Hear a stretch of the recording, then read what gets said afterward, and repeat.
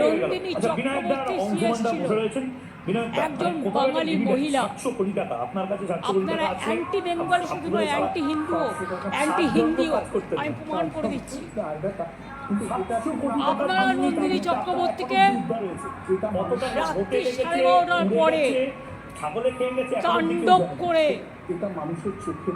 তাকে ঘাড় ধাক্কা দিয়ে বের করে দিলেন।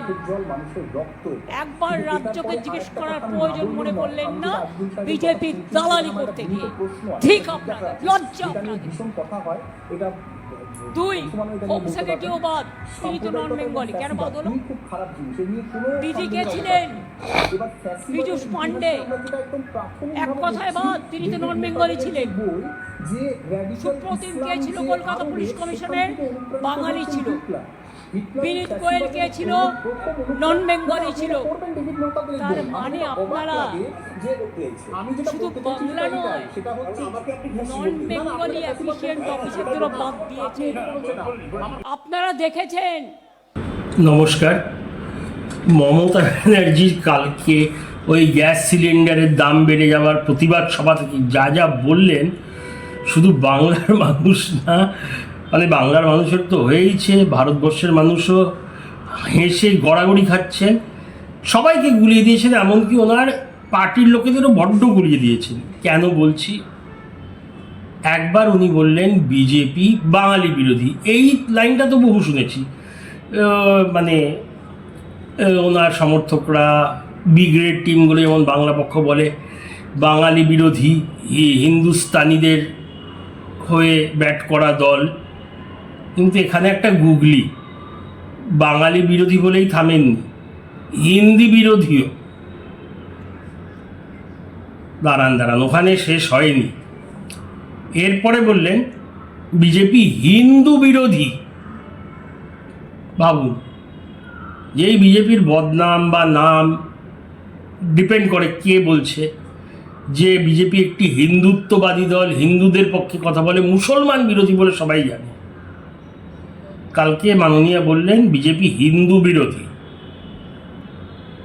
শেষ হয়নি। তারপরে বললেন মহিলা বিরোধী। এটা তো বলেই। তো কেন কি বললেন?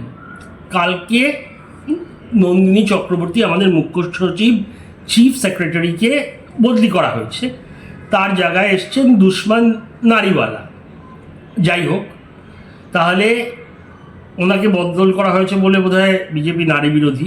যদিও বদল সব করেছে ইলেকশন কমিশন, কিন্তু মমতা ব্যানার্জি বলেন ইলেকশন কমিশন মানেই বিজেপি, যখন যেটা সুবিধা হয় উনি বলেন।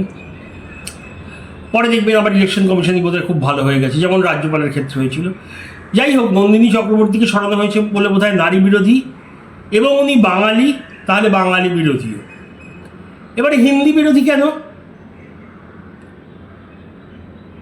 একে সরিয়ে দেওয়া হয়েছে, যে ছিলেন আমাদের চিফ মানে হোম সেক্রেটারি জগদীশ মিনা,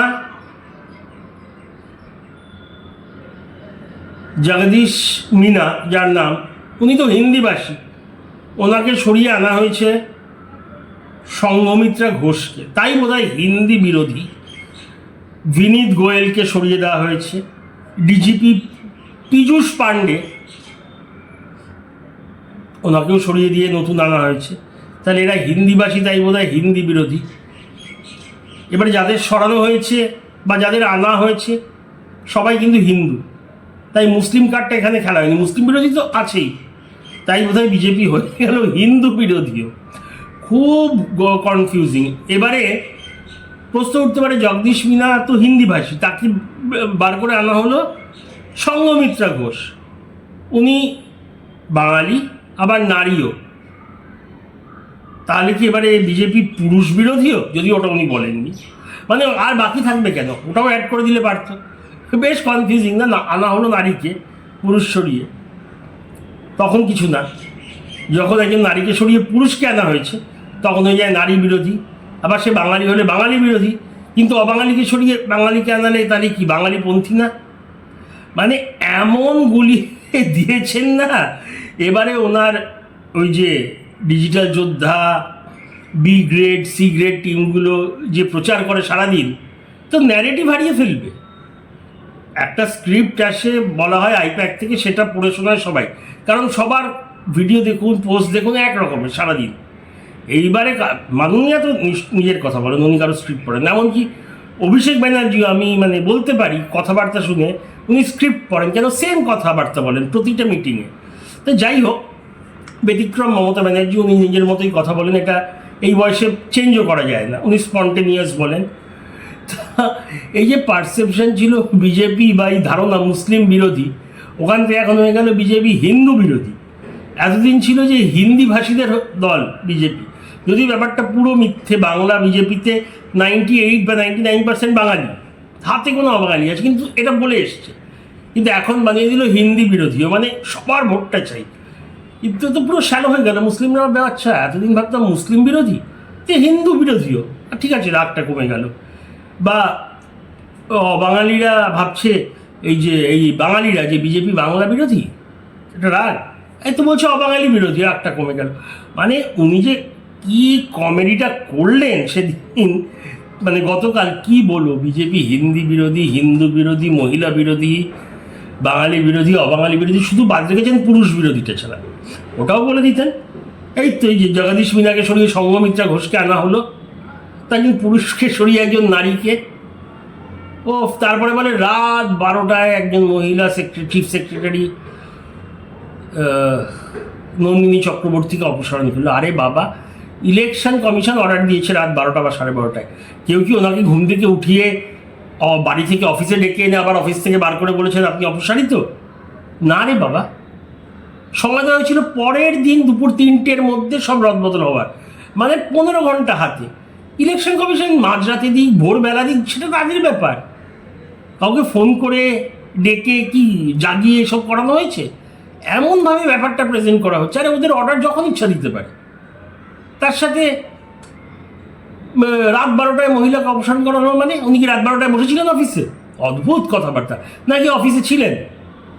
রাত 12টায় একটা অর্ডার পাস করেছে। যাই হোক, এই যে সব বিরোধী কালকে মঞ্চ থেকে বানিয়ে দিলেন মাননীয়া, এইবার কিন্তু তৃণমূল কর্মীরা গুলিয়ে গুবলেট হয়ে যাবে।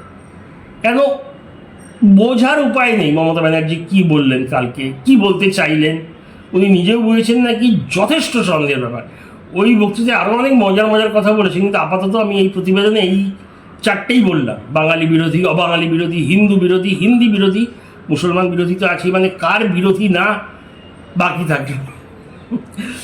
মানুষ এবারে সিরিয়াসলিও নেবে না, মানে শিক্ষিত যারা খুব, তারা তো নেয় না, মধ্যবিত্ত নেয় না, গ্রামে গঞ্জেও কিন্তু মানুষ এবারে আপনাকে খুব একটা সিরিয়াসলি নেবে না, আমার তো তাই মনে হচ্ছে। আপনাদের মতামত জানাবেন। অনেক অনেক ধন্যবাদ। আমি আশিস সেনগুপ্ত। জয় হিন্দ, বন্দে মাতরম।